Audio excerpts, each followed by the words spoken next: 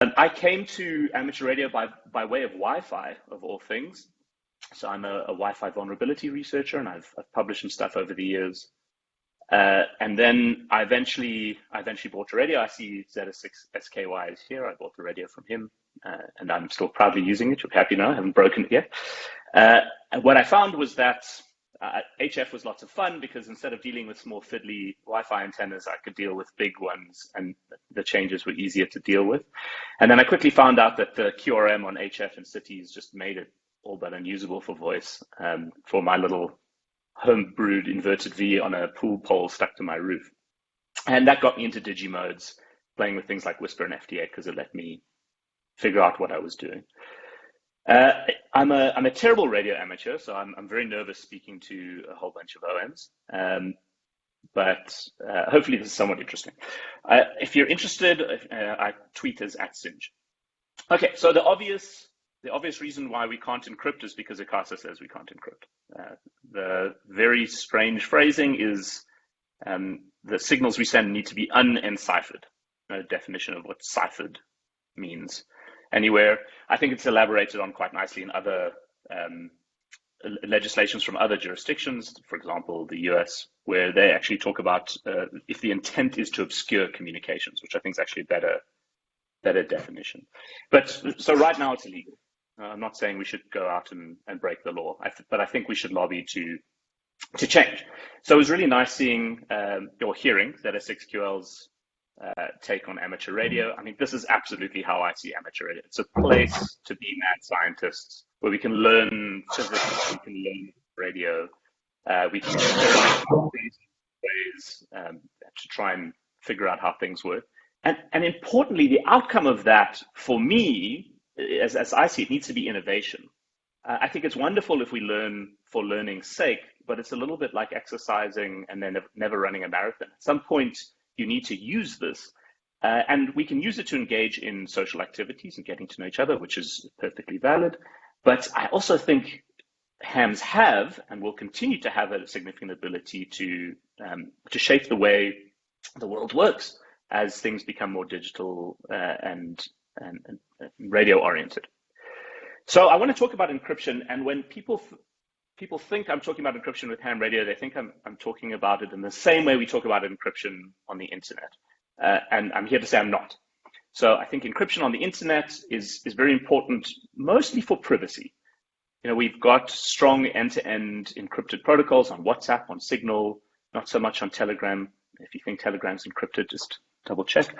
But there's very good reasons for that, and it's mostly around privacy. But as the opening to the RAE study guide will tell you, communications on, no conversation on amateur radio is private.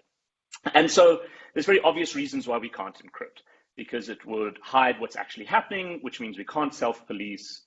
People could be using it in ways that violate the ICASA regulations, which then makes it harder for us to maintain our legislative exceptions here. So I understand those. I'm not saying we need to encrypt for those reasons. And encryption can be done in other parts of the spectrum outside the amateur bands. You know, people can get commercial licenses and do those sorts of things. So I acknowledge all of that. I'm not pointing this out. By the way, Whitfield Diffie is the guy behind Diffie-Hellman, if you're interested in those sorts of things. So he's quite smart when it comes to encryption. So the most obvious reason why we would want to encrypt on amateur radio bands would be for emergency communications. There's already an exception for this in both Australia and Canada, so it's not crazy. The reasons why we'd want to encrypt in emergency communications might be in situations where there are people we don't want to hear about locations of things or movements. For example, if a former president had been sent to prison and some kind of insurrection was happening across the country and we needed to communicate to protect our communities, it might be very beneficial to do that in such a way that can't be trivially eavesdropped on by anyone with a couple $100 radio. And then some of the other arguments that might be more nuanced would be that with the introduction of something like POPIA, in an emergency, if we need to communicate protected, personally identifiable information, it might be useful to have some of that encrypted. So I think this is This is maybe the strongest argument for where we should use encryption, but that's not where I want to focus on. I think this is an outcome. So if we can use encryption, then this might be the marathon we run after practicing. But I want to talk about the practice. I think amateur radio is about learning and experimenting. And so I think there's three reasons why we should encrypt on the amateur band. The first is practice is really important when it comes to encryption. Those of you who've done the emergency drills will know you can't just take your casual amateur station and then suddenly be ready to engage in emergency communications. It needs practice, it needs coordination. Plus, what we've learned is that encryption is not a solved art. We can't just go turn on encryption and suddenly everything works. And then the last part is we've seen both with some voice encoding things, but especially with encryption, that commercial proprietary interests end up dominating, which then limits amateur radio's ability to engage in this because we end up with funny legality about encoding. The growth of SDR is hampered because we don't have access to some of these protocols. It functions as a black box, there's a cost associated, etc. So I'm going to go into some justifications for this in the next couple of slides. So first I want to talk about how practice makes perfect. This is a badly Google translated article from Slovenia in 2016. The article is actually from 2015. A 25-year-old student pointed out that Tetra, the encrypted military police radio used across Slovenia was used unencrypted about 70% of the time. That's the same article, but just with the quote highlighted on the side. Because they hadn't realized that while they were using Tetra trunking, it wasn't being encrypted. So here you have people who've bought a very expensive system used for situations where you absolutely need encryption that had no idea they were communicating in an unencrypted way.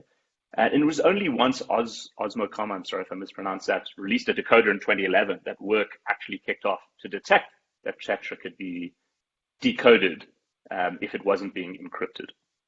That kind of innovation that led to an improvement in the security of our state security services is the kind of thing that I'm advocating for. But so what was interesting here is the vulnerability wasn't in Tetra.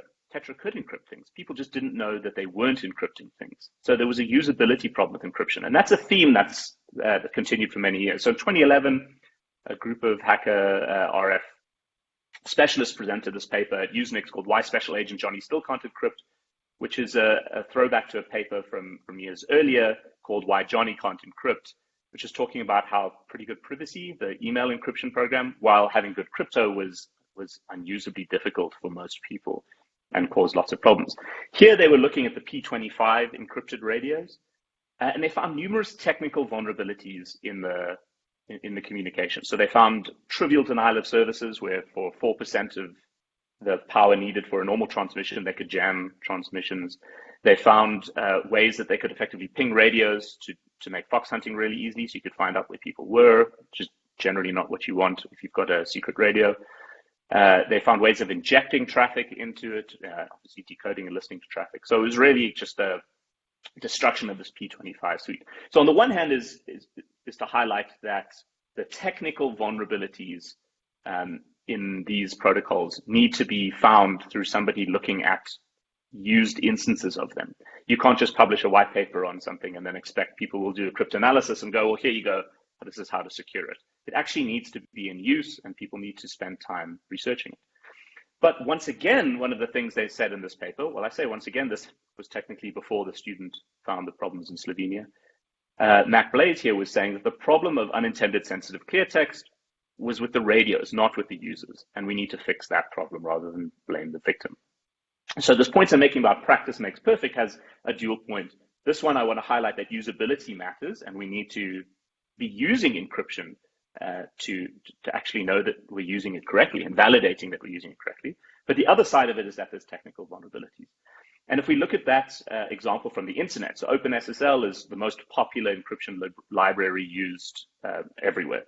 So anytime you're accessing internet banking, you're probably using OpenSSL's libraries, both on your side and on the bank side in many cases, or OpenSSL derived libraries. And if you look at the vulnerabilities OpenSSL has had over time, you can see that over over 2 decades, there's been a significant number of vulnerabilities, but they weren't found right in the beginning. There was actually a big spike kind of in the middle. And the vulnerabilities were so bad, many of them were branded. You can Google Heartbleed and see there's a logo and a bit of a campaign around it. And so what was interesting about OpenSSL is the technical vulnerabilities were only found after it had been in use everywhere for a long period of time. So encryption needs to be used for it to be examined. And that's why I'm saying I think practice makes perfect.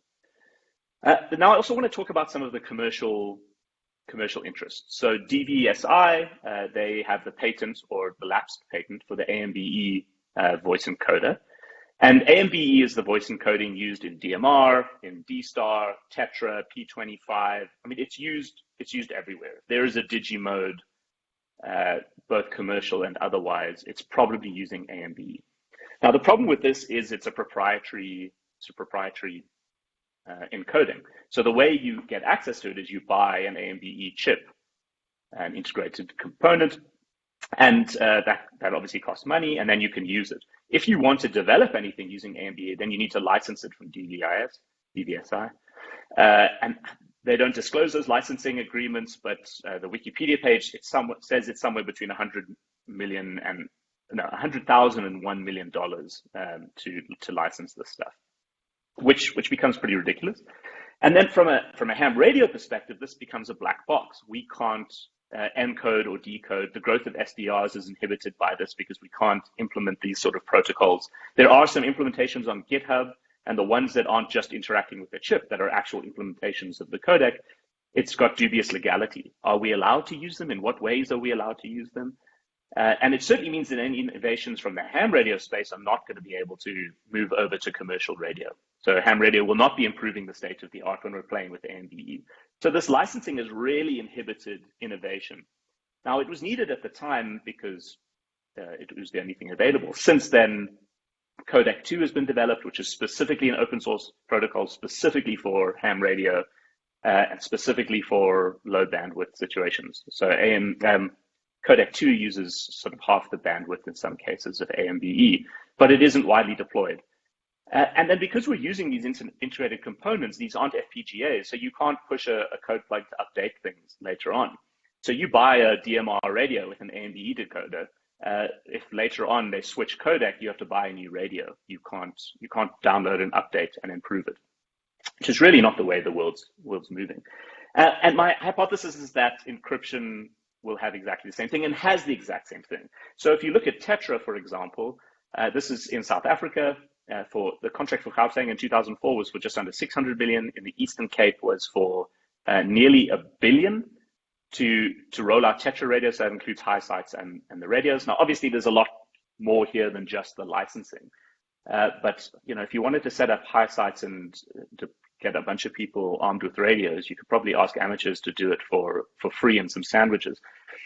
So the fact that we're sitting at $1 billion just for the Eastern Cape is pretty significant. And what it shows is that if you leave it up to commercial development, they will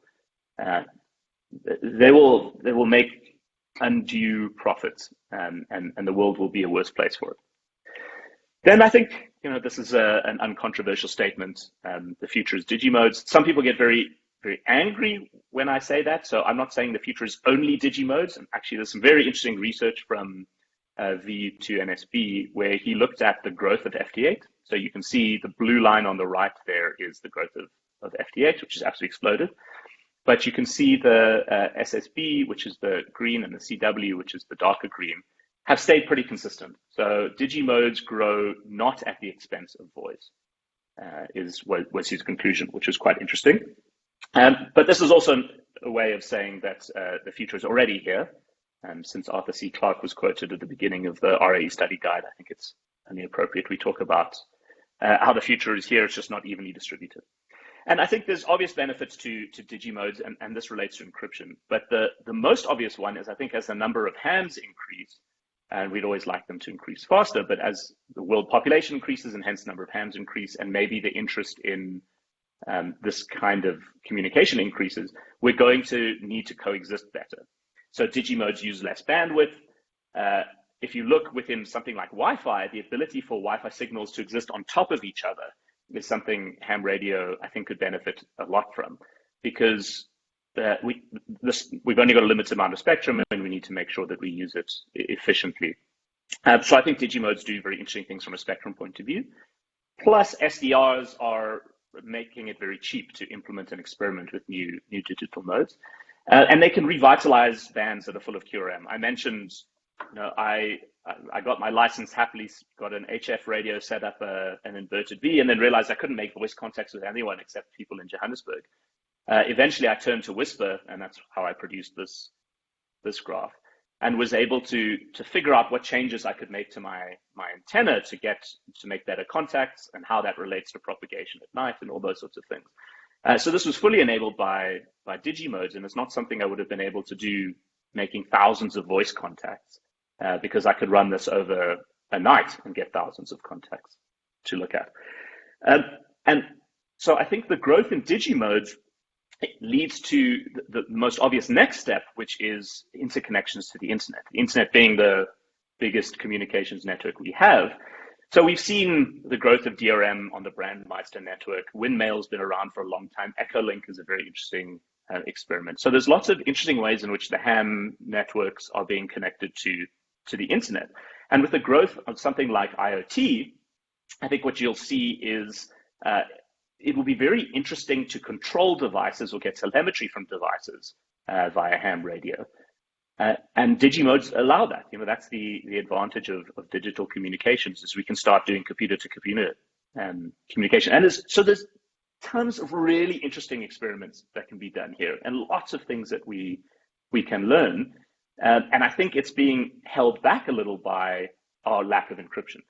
So by contrast, on the internet, everything is moving to encrypted. So now, if you have a website that doesn't produce an encryption certificate, it'll be marked as not secure on Chrome, which is a big shift for the internet. But increasingly, everything on the internet is encrypted. So if we want to allow all of those experiments where we're interacting with the internet, then we have to do funny things like communicate in an unencrypted way and then have some gateway that communicates up. But the more transparent we can make those gateways, the more interesting some of those experiments, because it means we can have automated failovers in the case of emergencies or things going down. And then the last thing that we've learned from the internet is you can't have strong authentication without encryption. If you need to identify a user and make sure somebody is who they say they are, you can't do it without encryption. And that's just such an important principle for so much of what we do in the world, that if you're going to be interacting with computer to computer, you're going to need some form of authentication, which is then going to imply encryption. And if we can't have encryption on amateur bands or experiment with encryption, then all of that stuff goes away, and amateur radio is excluded from these revolutions. And then lastly, I read this article with sort of a pit in my stomach. It's from a guy named Thomas Brewster, who's a cybersecurity author, and he was talking about the last days of Maripol's internet. So Maripol is in Ukraine, and their internet is obviously affected by the Russian invasion. I put some of the quotes out there if you're interested. It's an interesting article to read. The cell tower was the only connection between Maripol and the outside world. There was no electricity. So two Kyivstar engineers spent days and nights topping up the gasoline that powered the tower. And the story goes on about the troubles that they endured. And also, as sort of standard operating procedure, amateur radio was forbidden at the start of the Russian invasion. And you can understand the reasons for that. You don't want your amateur radio people getting in the way of military communications, or you don't want civilians being targeted by military people based on their radio emissions and things like that. But God forbid we in South Africa end up in a situation where there's an emergency and our only way of communicating with the outside world would be with radio, and we could only do it over HF voice. I mean, that can be there can be numerous problems with that.